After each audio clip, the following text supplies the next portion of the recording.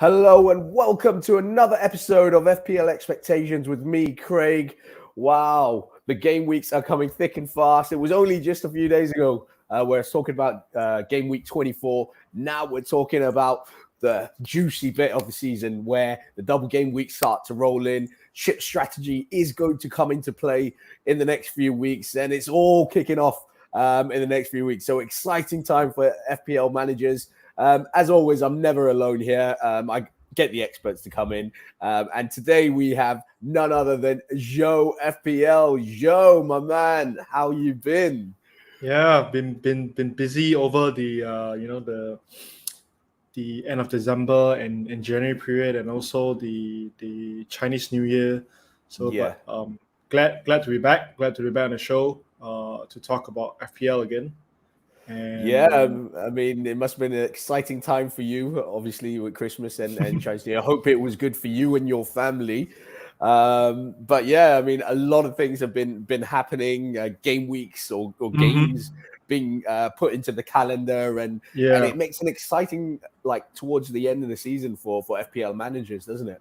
Yeah, because I think we had quite a few postponements towards the back end of December. So now right now it's getting exciting because those postponements are starting to be scheduled, and we have multiple double game weeks in a row, probably like 25, 26, 27, even 28.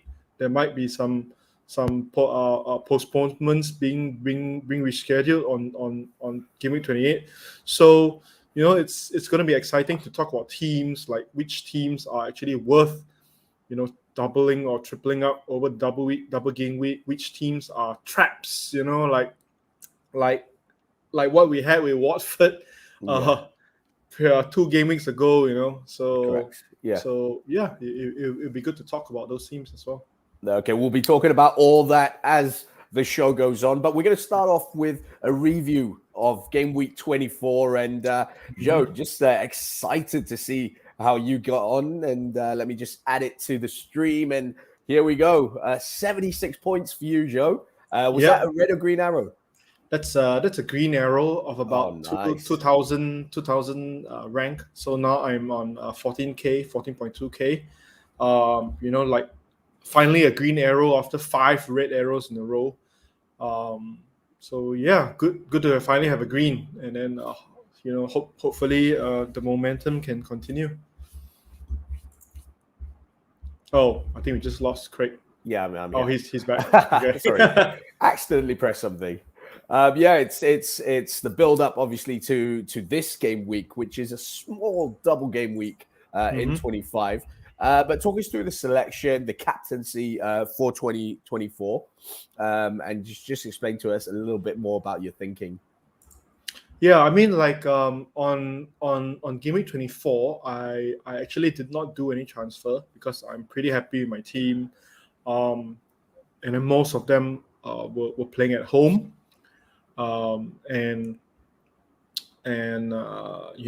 there was one particular transfer that sort of tickled me toward the end of the deadline, which is one of either King or Dennis to Edouard, which I glad I didn't go ahead with it. Subsequently, Edouard didn't start, and he came on for 1 point. Yeah. It was a nightmare for those who brought him in because fixtures wise, Palace looked great. They had, I mean, on game week 24 they faced Norwich, and then after that they are supposed a much changed Norwich, you have to say. Yeah, and also they are playing against Brentford, and subsequently they have a double game week, game week 26. So it I have to admit it was really enticing. Palace assets, especially Edouard. But fortunately, I didn't go ahead with it, and I rolled my transfer, and this was the team I put up. The only disappointment that I get, that I had on game week 24 is this particular person that you see right at the center of the screen, Martinelli. It even got me featured on images that preceded to unfortunate events on the FPL. So because I had high hopes on him. He was probably one of the main differentials that I had on game week 24, and subsequently he got 2 yellow cards and got hauled off. And the worst thing is that now his double game week 26 becomes a single game week, which is pain. For I mean, it's sort of like a small little spanner to the works.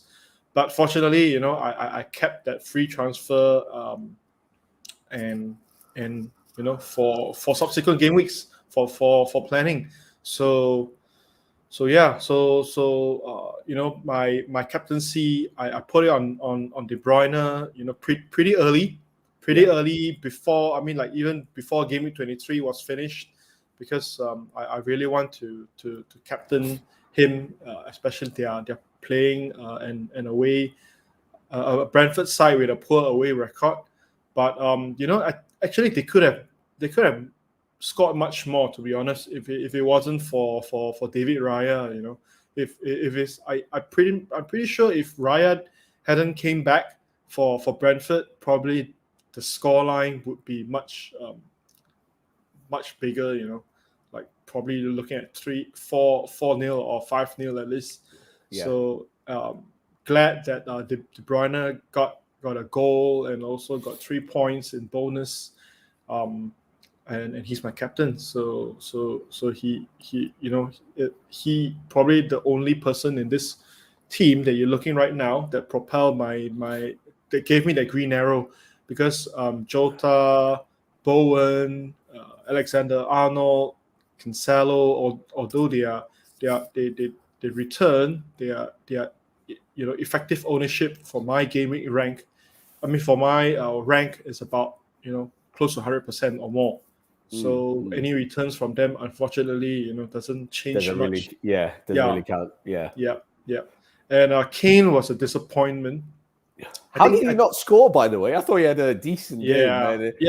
That header, I just don't understand how that didn't go. He had a decent game. And could finish. And he had, I mean, in terms of his historical record against Southampton, it was great, but just unfortunately didn't work out. So I just have to move on. But and move on, and see how it goes. Yeah, move on. But it's nice to go into this mini double game week, and I'm excited to see what transfers you've made and how your double game week 25 stacks up. So let's see your double game week 25, your mini double game week 25, should I say. Obviously, it's Man United and Brighton, the two teams that double in this game week. Tell us what you've done, Master Joe. I'm not a master, but I'll just so basically, I think I mentioned about Martinelli's red jeopardizes one of my players supposedly getting double game week in game week 26. Sorry, can I just stop you on that, right? Sorry. Can I just stop you on that? Doesn't okay, so because Arsenal blanked this week, right? I was going to say he only misses it was 2 yellows, so it means one match that he misses, right? But they blank. Sorry about that. Carry on. So Arsenal and Chelsea blanks on game week 25. So that means one of Martinelli's game week 26 games, he's being suspended. I think particularly is the Brentford one. Which is unfortunate. Brentford one is supposed to be the more enticing fixture out of the two. They're playing against Brentford and Wolves again on game week 26, but both are home games. So Brentford, we know their away record has been poor, and we can continue to see that they will still continue to be poor in terms of their away record. So the Brentford one is supposed to be the more enticing one, but unfortunately, he is suspended. So which is why initially before he getting the red, my transfer plan is to move KDB out, regardless, because there are strong rumors in the fan forums on Twitter that he's a due. I mean, this whole Man City team is due a shuffle Yep. by Pep because of their upcoming Champions League match as well, the important one. So facing a Norwich side, which actually, has always sort of been like a thorn in their flesh. Yeah. Yeah, past seasons. I remember there was one season they even lost to Norwich. Um, on this fixture, so it's not something to be underestimated, in my opinion. But nonetheless, they are expected to roll past Norwich. But KDB might be the one giving way, or might be the one rested for this fixture, because he has been playing. Yeah, he has been playing full matches for Man City over the past few game weeks. Full 90 minutes. So KDB is the one I moved out, and instead of going to Fernandes and captain him, because I think Bruno. I mean, like we know, Man United and Brighton are the teams that have the double game week. But they subsequently on game week 26 they only have a single game week, and initially my plan was to bring in Bruno to captain him, but due to the Martinelli red, I'm short of one double game week player in game week 26, which is why I decided to jump straight to Mo Salah on game week 25 and captain him. So hopefully, because I think he although he only came in for 30 minutes against Leicester, he was like, he looked very promising, didn't he? He looked very eager to get on the score sheet. Yeah, he's like a man on a mission, like just only 30 minutes he had an XG of 0.82 and an XA of 0.5 something, which is huge. He hit the crossbar once, and he had multiple chances. I mean, like to be fair, Liverpool, they were already dominating even before Salah came in. So Salah is just picking up the scraps, on the last 30 minutes. So will he do the same against Burnley? I'm not sure, but hopefully he does. I think Burnley at home and Burnley away, I think they lost to Burnley this season. Their reverse fixture, if I'm not mistaken. I can't really remember that. I think I think so, if I'm not mistaken. Let me just check it. I just want to ask you, Joe. I mean, this is a strange one for me, because you're going into this double game week. Oh no, they won. Sorry, they won against Burnley 2-0. So you're saying? Well, for me, like I'm quite amazed. You're going into this mini double game week with just De Gea in goal and no United outfield players. I mean, it's a tasty two fixtures for United, you got to say. I mean, you got to fancy them scoring some goals. I mean, I know United aren't on the greatest run of form, and they've been dominating matches but not taking their chances. But for the common players, obviously the obvious players that you'd go for, like you said, I understand why Fernandes wasn't an option now. There's no Ronaldo as well for you. Do you think this is a bit of a risk, because you'd see most of these players, obviously FPL players, bringing them in? Yeah, I mean, it's definitely a risk. It's definitely something I've been thinking about. Yeah. But to be honest, United, they are having their own problems as well. In the dressing room, and there are rumors coming out where they have issues with Rangnick's tactics and whatever, but they haven't been really convincing, to be honest. I mean, I'm not sure. You watch their matches live at home. What do you think? Yeah, for me, I mean, obviously, I go to all the home matches here, and what I've noticed is there has been an improvement in terms of the style of play and the dominating matches now. I just think they just haven't been getting the rub of the green the last few matches. Against Middlesbrough in the cup, it was I'm just amazed that obviously Ronaldo missed the penalty, but the amount of attempts that they had on goal was it was in the 20s. On target was nearly hitting double figures.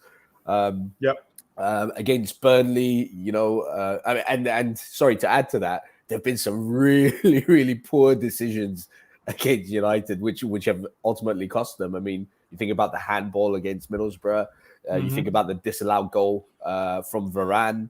So I still don't understand what's gone on there.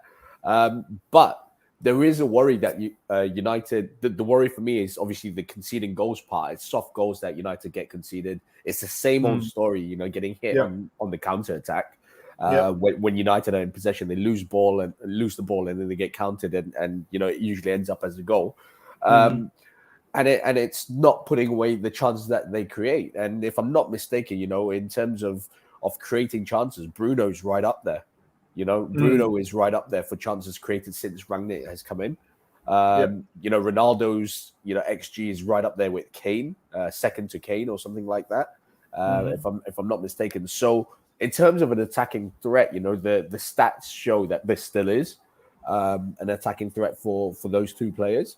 Your wild card would obviously be, if you really want to punt, so to speak, you're talking about the likes of either Sancho or Rashford. I'd probably prefer Rashford over those two. But it's a weird one for United because the results aren't coming, but the performances are there.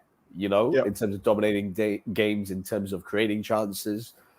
So it's about putting them together, and for 90 minutes as well. So it'll be interesting to see, in a few hours' time how they line up against Southampton and what they do differently to what happened in midweek against Burnley. But yeah, I'm just really, really shocked that you're attacking this mini double game week without United players. It's like, for me, I was like, ooh, okay, let's see what Joe's doing. Surely there's a double up gonna happen, and there's no one. I don't know. I just don't get this. If to be honest, if game week 26 isn't a double game week, I will go all in. I'll definitely go all in to United, or even one or two Brighton assets. But the problem now is there's game week 26, and it's a big one. It's a big double game week. So looking at my team, I would say barring the strikers, the rest of my team, I'm pretty happy with. It's just probably the strikers. They have not been performing. They're either returning 1 or 2 points. But Kane has a double game week at 26. Dennis and King has a double game week on 26. And who knows like how the return of Ismaila Sarr is going to shape or change that Watford attack, especially for Dennis and King. So I'm just waiting and see. So three of my attackers, 3 of my strikers are having game week 26 doubles. So not too really convinced of United results. They are like you say, they are doing their best. In terms of stats, they have those stats. It's just the results doesn't show. And in FPL, at the end, the points are the one that matters.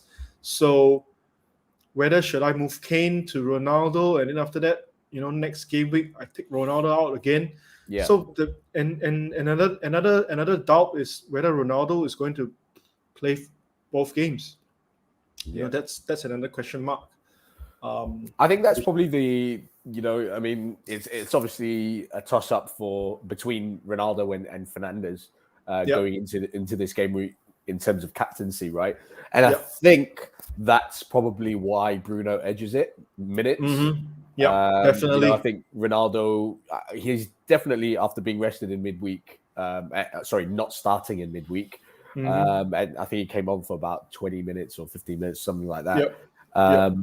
But you know that probably tells us that he's definitely starting today. Yep. And how much of the second game in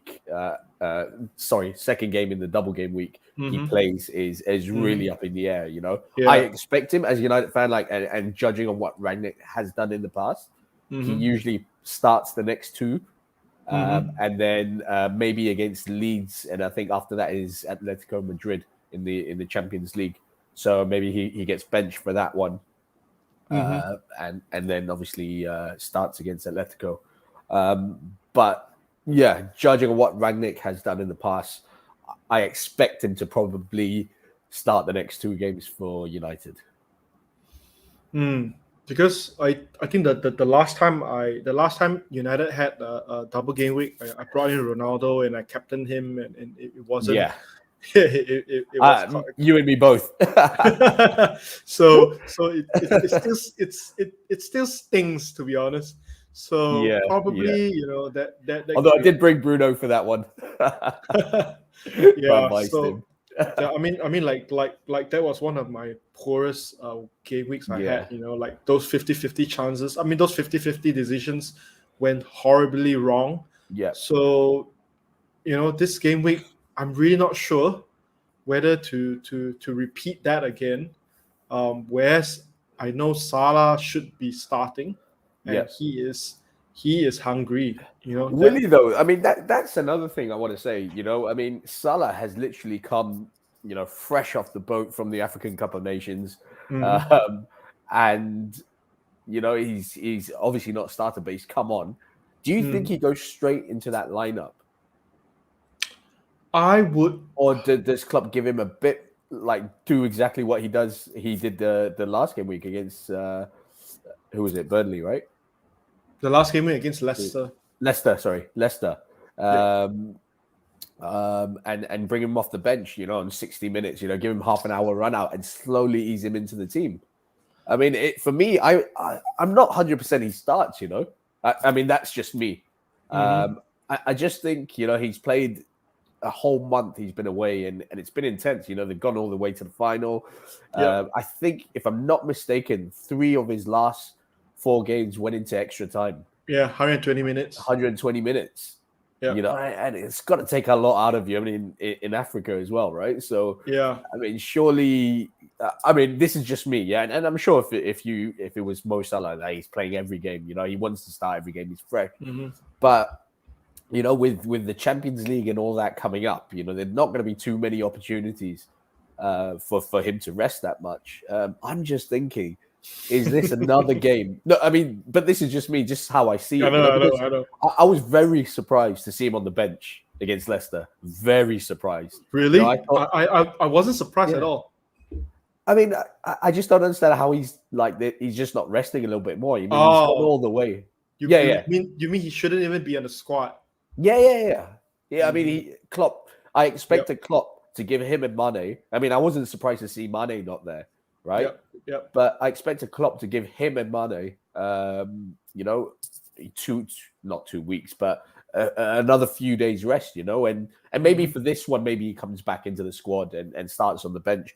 But I just didn't expect it, because from now till the end of the season, you got a lot of tough games there for Liverpool, big games for Liverpool, So I thought this would probably be the best time, if any, to give them that extended period of rest, especially when you've gone out and splashed on Diaz in January. You've got a bit, you've got another player that can come in. Elliott's come back. He can play that position as well. So he's got options there. There's no rush. But yeah, I don't know. I mean, it's obviously not the wrong call, because everyone's going to bring in Salah in the next game week anyway. So it's just that I'm not 100% sure if he starts from the start, rather. Yeah, I mean, I guess you have a point there, but what I'm trying to tell myself is to just focus on game week 26. Fair enough. Yeah, I mean, that's how you're playing it. That's fine. Yeah, I mean, who knows? You know, we still have a few hours. I might take a drink or two and end up with a different team. You know, so Just make sure it's not the whole bottle. Yeah. yeah. So currently pretty set. You know, I think for me, gaming 25 is more of a damage limitation kind of game week, and to actually mainly prep for game week 26 with 2 free transfers, and who knows, I might even take a hit on game week 26 to even bring more players, and to really attack that game week 26. So which is why I'm sort of like avoiding game week 25. You know, it might not be recommended, but it's just I don't know, for me, game week 25 is not a game week where I'm going to attack. I'm just going to do something different, you know, just going to just stay low profile and prepare for game week 26. Okay, we've got about 3 hours until the deadline, so I'm expecting you to maybe post up your team closer to the deadline. On Twitter. Yep, definitely. So those of you who are watching, if you're not already following Joe FPL, then you're not really got any ambitions to break into the top 100 and top 50. Because you have to be following Joe FPL on Twitter. But if you're not, please do. He will post up his team just before the deadline. So there might be a few changes to what you see on the screen right now. Beware. So this is Joe not attacking this mini double game week 25. Very interesting strategy. Speaking of strategy, obviously, we're going to talk about chip strategy for the coming weeks. And as I mentioned earlier on in the show, you know, at the start of the show, it's a crucial time now for FPL managers, you know. Right now from you, we've seen how you're approaching this game week. And how are you going to approach the following game weeks after that? You already mentioned that you're going to attack double game week 26. You've told us a bit about that, but what about the subsequent ones? And I know some fixtures haven't been confirmed into the schedule, but as we've seen from Ben Krellin, obviously, there are some that are more or very highly likely to be put into the next maybe 3 game weeks. How are you approaching these next few game weeks, and what chips are you planning to play? So I think we all know game week 26 is going to be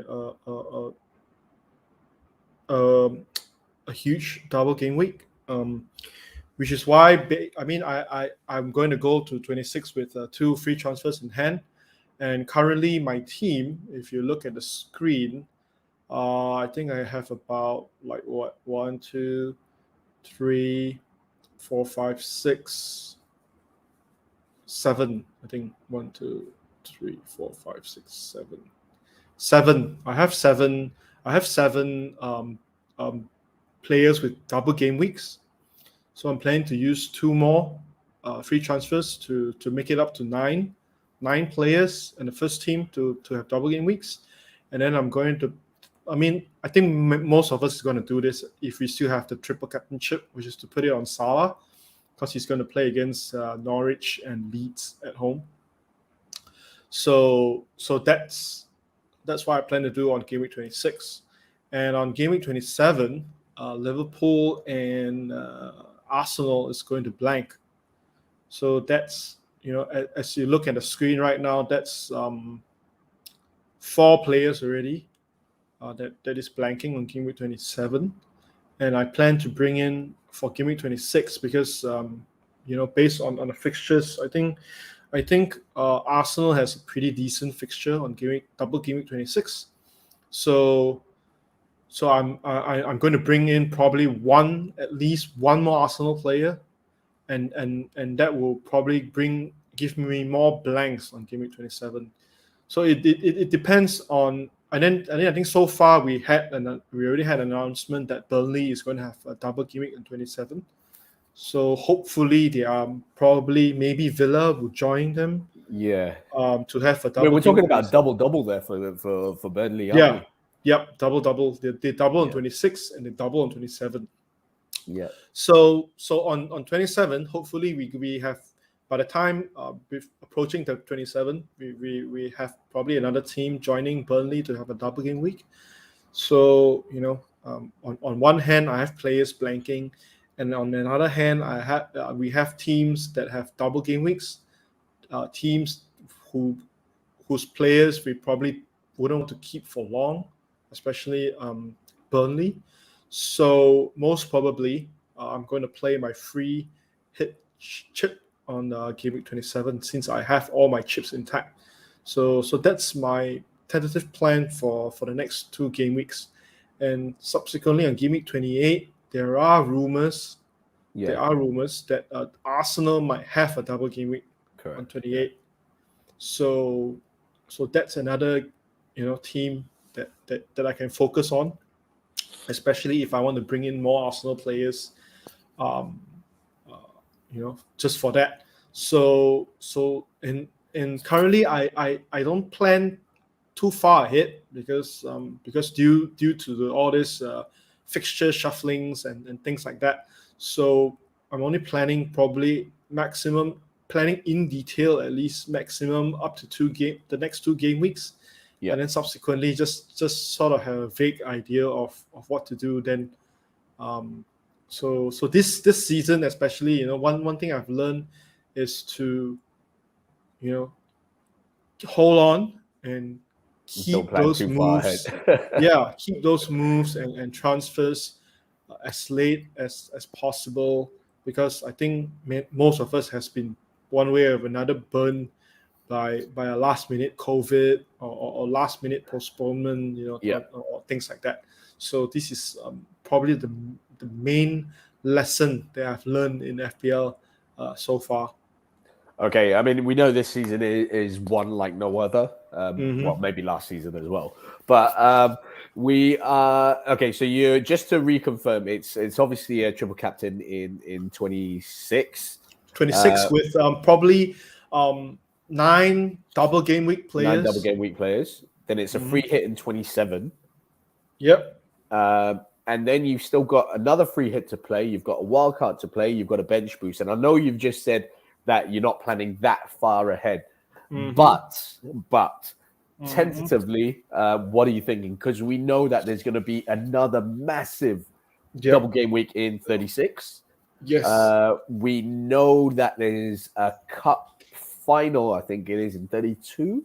I could be wrong, something like that. Where there are going to be a few blanks. What is your thinking with the wild card and the bench boost? Because we've obviously seen in the past the best time to use the bench boost is straight after the wild card. So does that mean a wild card in 35 and then go into the massive double in 36 armed with your bench boost?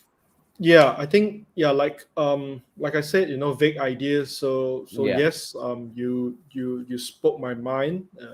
Game week 36 is gonna, according to Ben Krellin, it's gonna be a massive double game week. So that will probably be the most ideal game week to play the bench boost. So and as you said, correct as well, to maximize the potential of the bench boost. We would want to wild card before the game week before to minimize the risk and things like and things like that, and also banking on any particular players form and fixtures. So what most probably my wild card is going to be paired with bench boost.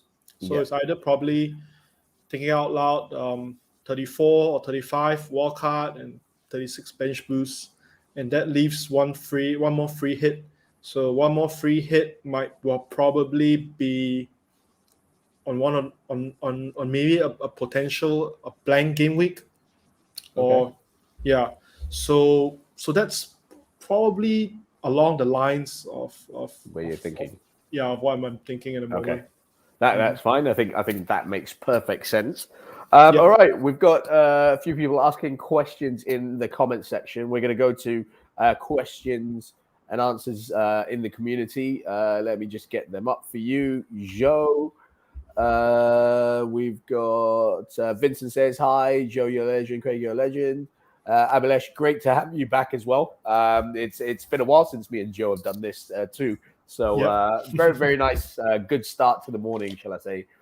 Sheila Jayaraj is on a wild card and panicking. Which combination would you go for on a wild card? Ramsey and Region and Tierney, or Coutinho, White, and Kilman? Okay, based on the combination, my first impression would be to go for Coutinho. I think basically you are comparing a few players here. Coutinho versus Ramsey, Yeah, probably White against Tierney and Reguilon against Kilman. I think somewhere along that yeah, line. yeah, So Coutinho against Ramsey. If you look at the stats, Ramsey, yes, he performed great, but I don't know. For me, it seems like he is a player that is currently on form, but whether the team builds around Ramsey, is I don't think so. I think the team builds more around Coutinho, which with his yeah, playmaking abilities and his creativity. So in terms of sustainability, I would see Coutinho being able to sustain that performance more than Ramsey, if that yeah, makes sense. yeah. Um, Although I and did and see something, Joe. I saw yeah, something while I was scrolling that Jacob Ramsey, correct me if I'm wrong, I could be totally wrong mhm, here, guys. And if mhm. you are watching the stream, obviously do correct me. Jacob Ramsey is their top goal scorer so far this season. Uh, And he gets out of the three in midfield, he gets forward the most. But this is just something that I like I said, I'm not entirely sure. You can just yes, quickly he search that is. now. At the moment, Ramsey is on par with Watkins, and Okay. as a top scorer with 5 goals, Yeah. for Aston Villa. Yeah. So And at that's pretty 4.7, that's that's pretty tasty. amazing. Yeah, Yeah. exactly. That's I mean, really I know tasty. he got those two goals obviously in midweek. But I Mhm. mean, before that it was three, and I mean 4.7 midfielder, that's I mean, you can't ask for more Yeah, really, can you? yeah, But I get yeah. what you're saying, because every attack will go through Coutinho. Hmm. And I mean, with Ramsey, he's doing that Lampard thing, of making those runs into the box and being at the end of things. Whereas everything, I didn't watch the Villa game, the last game, but I'm not sure in terms of set pieces what Coutinho's on. I know corners, Dini's on there on certain corners, but free kicks and things like that. I'd expect Yeah, I expect Coutinho to Coutinho be to take them. Yeah, to be yeah to involved. be involved exactly. Hmm. So yeah, I think it's a top. I mean, just adding a bit to what you've said already, Joe, in terms of this for Sheila. I think it's very dependent on your team. How are you fitting your big hitters in? Do you need funds to you talk about a 3 million price difference between Coutinho and Ramsey. Yeah. Are you are you where are you losing out on? If you're saying Coutinho, you must be losing out somewhere. Do you not have Trent? Are you not going for Salah and another big hitter? So maybe you're missing out on the likes of De Bruyne. Maybe Hmm. you're going blunt up front without a power hitting forward, which isn't wrong because the options aren't great, and your Yep. big money forwards aren't really firing as well at the same time. So Yep. I mean, it's very team dependent, but you Yeah. obviously like the Coutinho pick. I love the Coutinho pick. I think Yep. he's amazing. But I just it's very team depending. I think as well.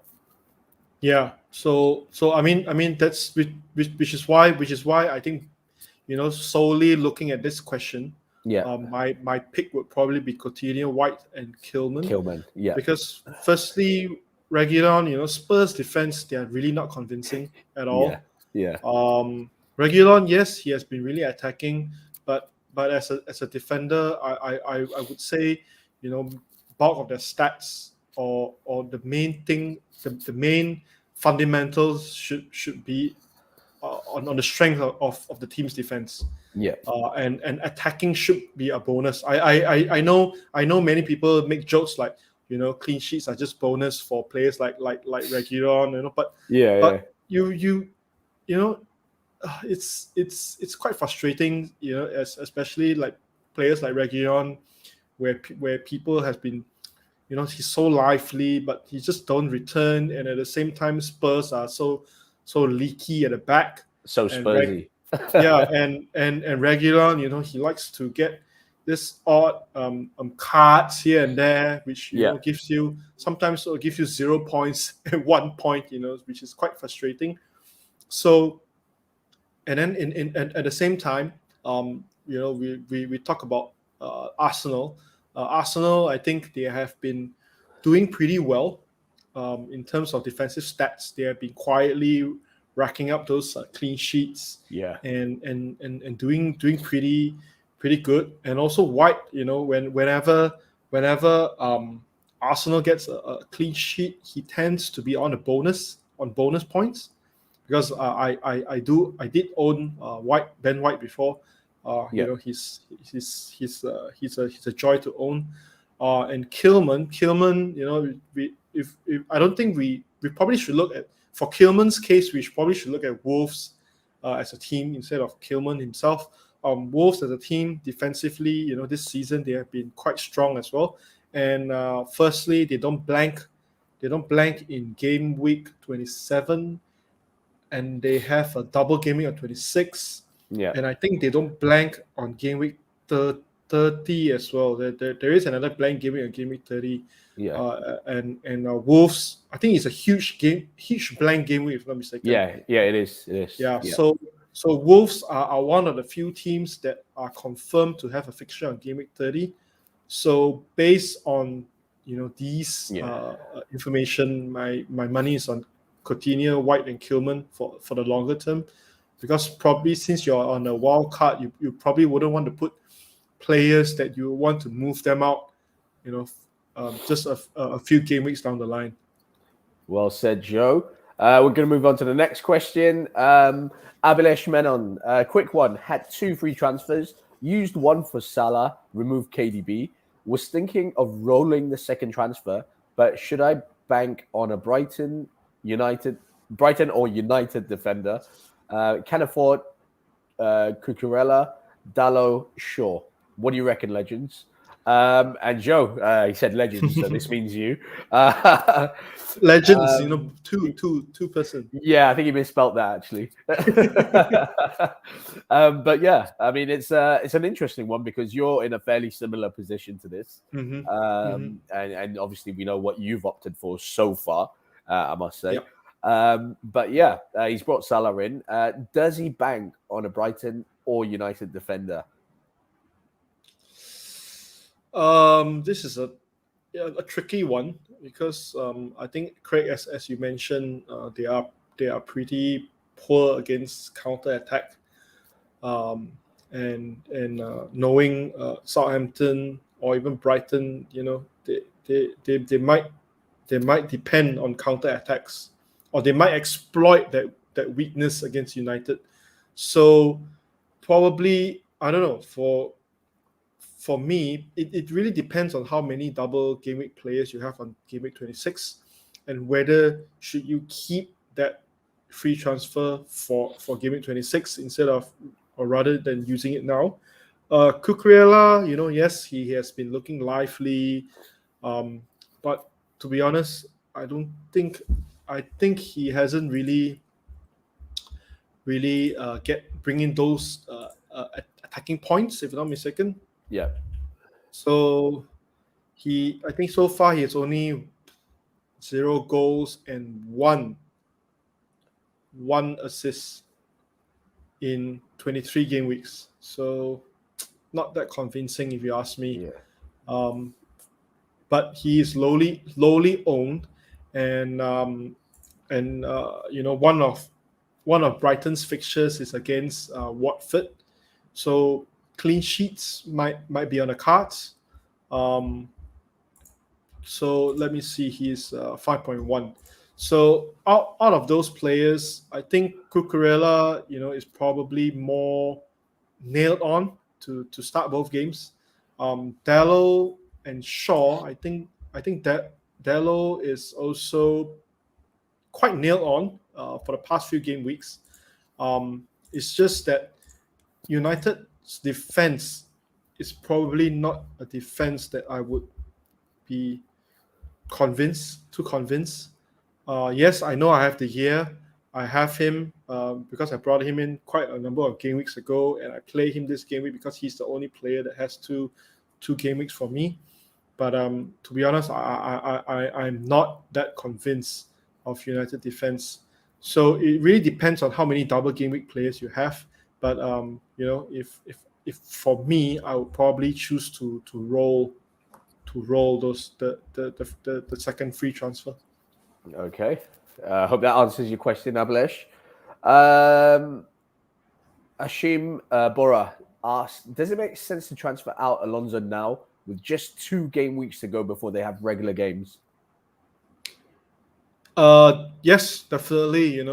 Chelsea assets. I think if you still have them, you should transfer them out. I know I have them.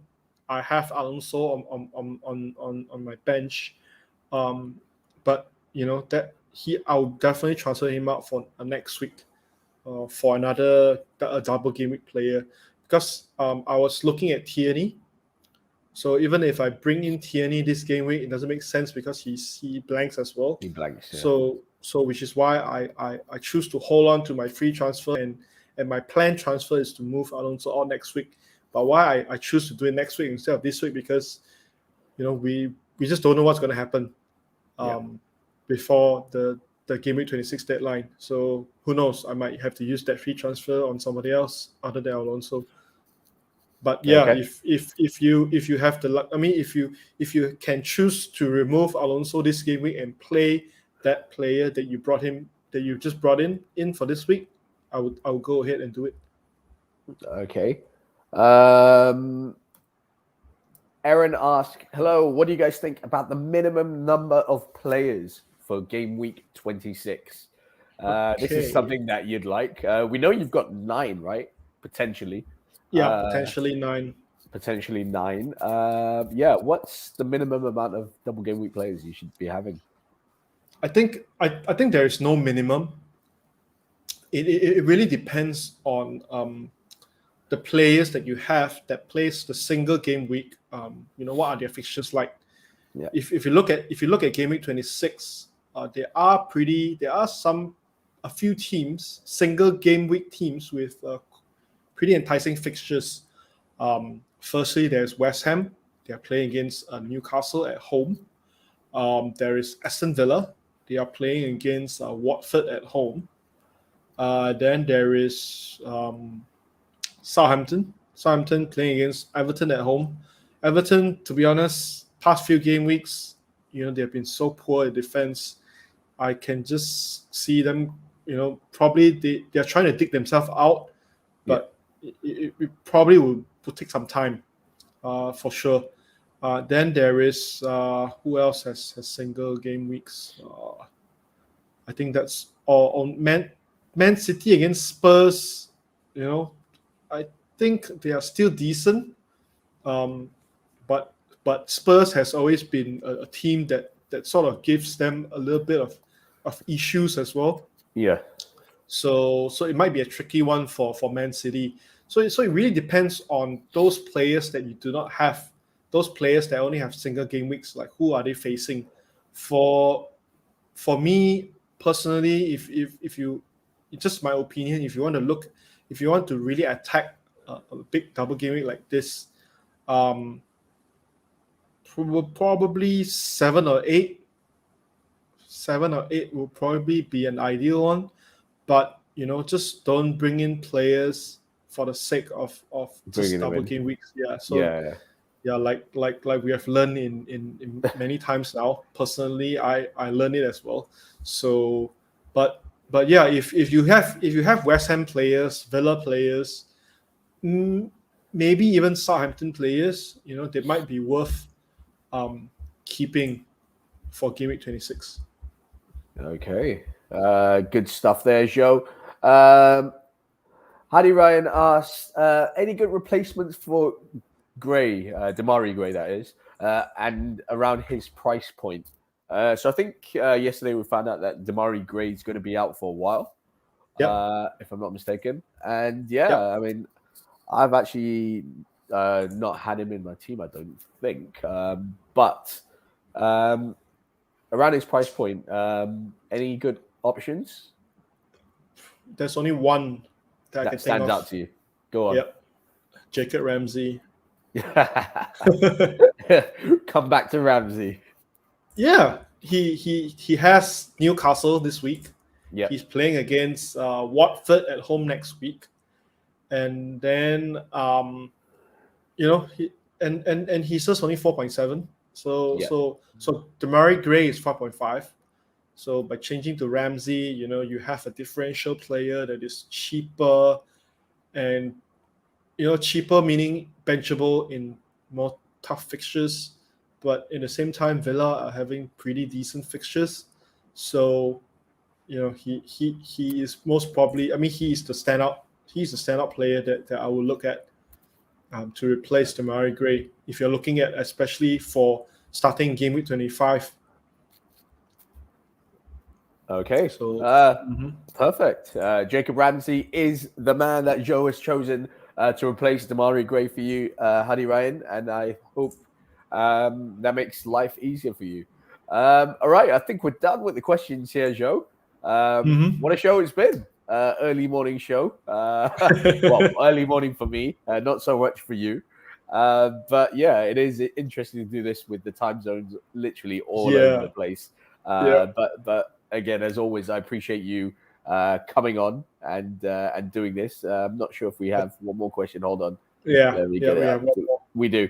Okay, what do I do with Foden? And that's for Ashvin Kumar, and we'll answer that first before we head off. What do you do with Foden? So, funny enough, I've literally just pulled him up on my thing because I'm thinking about bringing him in. But I've also just realized that he started the last 3 games for City. And he's played 87 minutes against Chelsea, 90 against Southampton, 70 against Brentford. That's Pep roulette time for Foden, isn't it?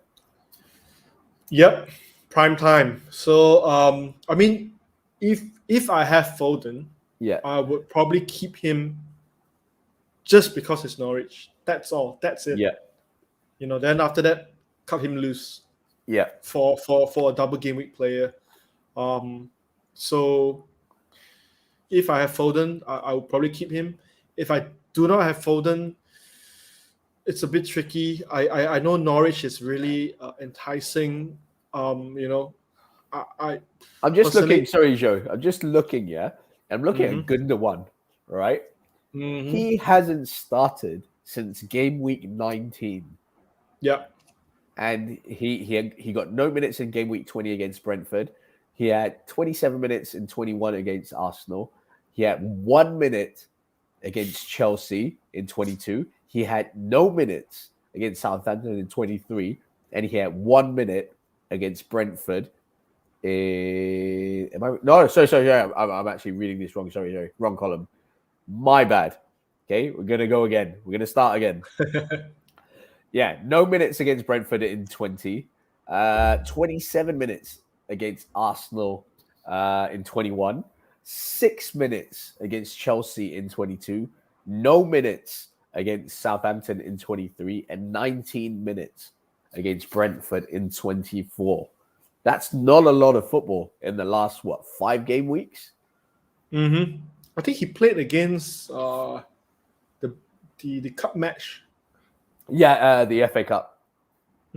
Yeah, he played in the FA Cup, definitely. I think he got on the score sheet as well. He scored that free kick, didn't he? He scored a really good free kick, I remember. I mean, Gundogan, he's primed to play against a Norwich, but he is definitely a really high risk pick, just for this particular game week. If you fancy, but other than that, I'm just trying to compare him to Mahrez as well. I'm just looking at Mahrez. Mahrez hasn't played a lot either. Yeah. So You know? Mahrez is another one that is also primed to start against or play against Norwich. So if you have that spare free transfer or whatever, Gundogan or Mahrez is probably the pick that you want to go for. But if you still have Foden, probably Yeah. he is still worth keeping only for this game week. Yeah, I'm just looking at it. 66 minutes for Mahrez in the last game, and then he got taken off. He scored a goal though, Scored a penalty. albeit from the penalty spot.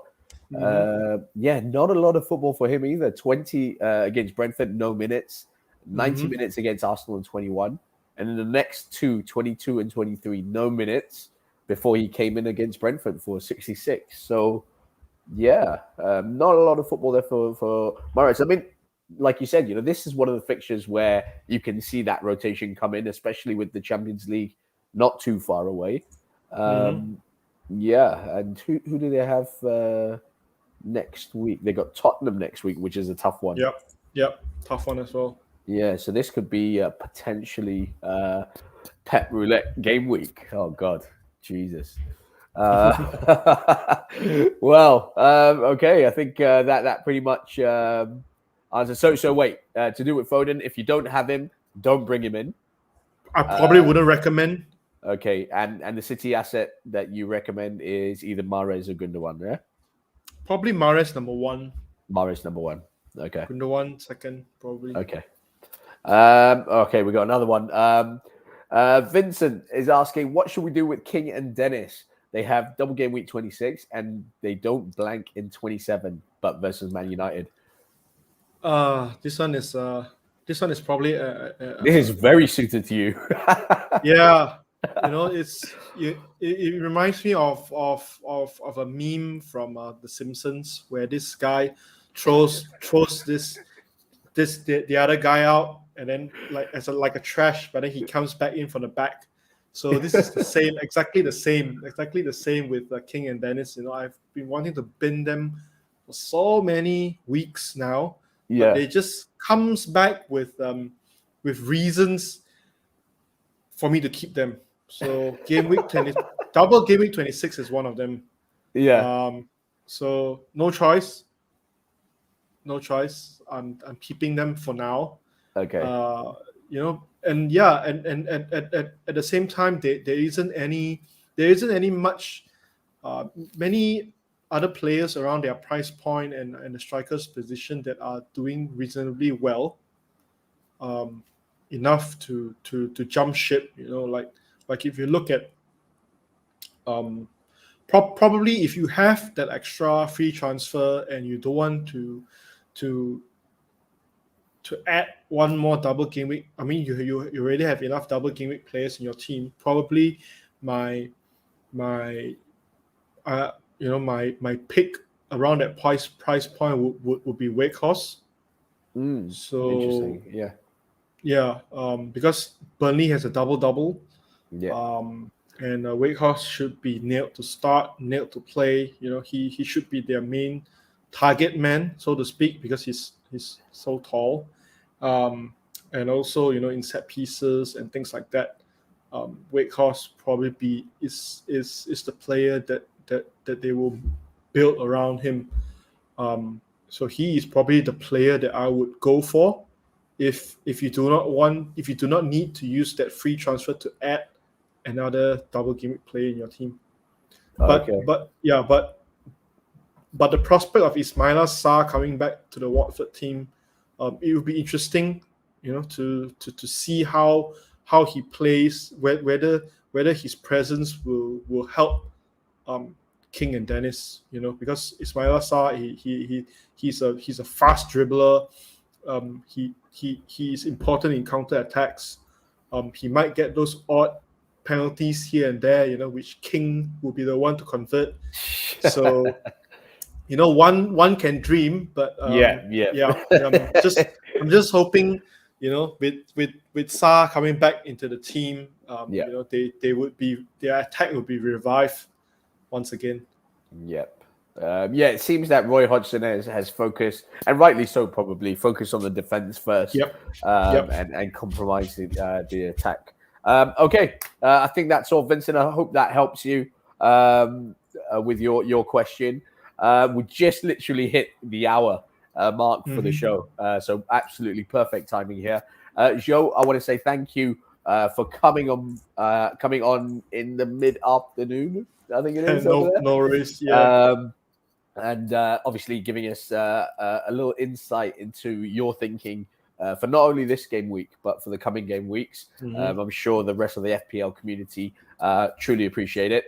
I do have to say, guys, if you're watching, don't forget, whatever Joe posted in terms of his team selection is not confirmed. Follow him on Twitter at JoeFPL, and he will be posting up his final team selection for this mini double game week in 25 just before the deadline. So stay tuned to that and do give him a follow if you're not already. Likewise, do follow us here at FPL Expectations. It is exactly that, at FPL Expectations on Twitter. Give us a like and subscribe if you enjoyed the show. And do give me a follow as well. It's at Craig Marias 11.